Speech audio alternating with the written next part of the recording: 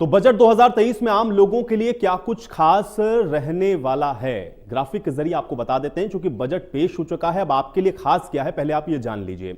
ये सबसे अहम है क्योंकि 7 लाख रुपए तक कमाने वालों को कोई टैक्स नहीं देना पड़ेगा। मध्यम वर्ग, खासतौर से नौकरी पेशा लोग ये सबसे ज्यादा उम्मीद कर रहे थे, उनको एक बड़ी राहत मिल गई है।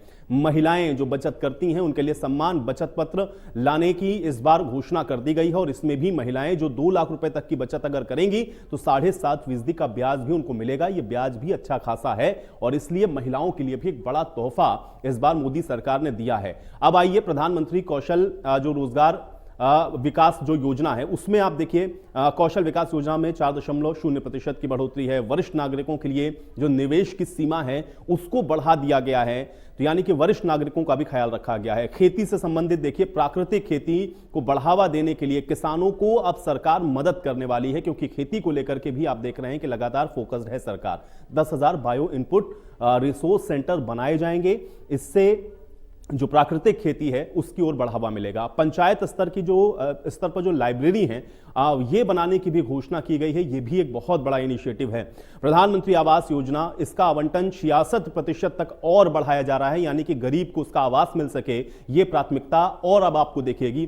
केवाईसी प्रक्रिया को और सरल बनाया जाएगा, ये भी बजट के अंदर जो ऐलान है वो किया गया है। ऊर्जा सुरक्षा देखिए, 35,000 करोड़ का निवेश ऊर्जा सुरक्षा के क्षेत्र में होने वाला है, एक बड़ा एलोकेशन है बजट के अंदर। अब गोवर्धन स्कीम के तहत 500 नए संयंत्र लगाए जाएंगे, यानी कि ग्रीन एनर्जी की तरफ जो आप लगातार देख रहे हैं फोकस है, उसमें भी एक बड़ा कदम है।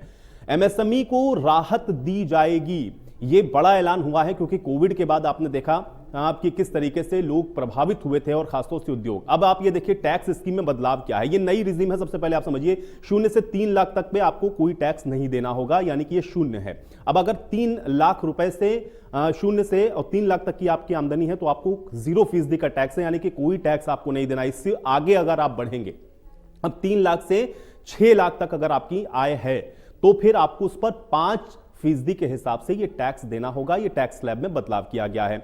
और आगे बढ़िए, 6 से 9 लाख अगर है तो फिर आपको 10% के हिसाब से टैक्स देना होगा। ये परिवर्तन हुआ है नई टैक्स स्कीम के अंदर।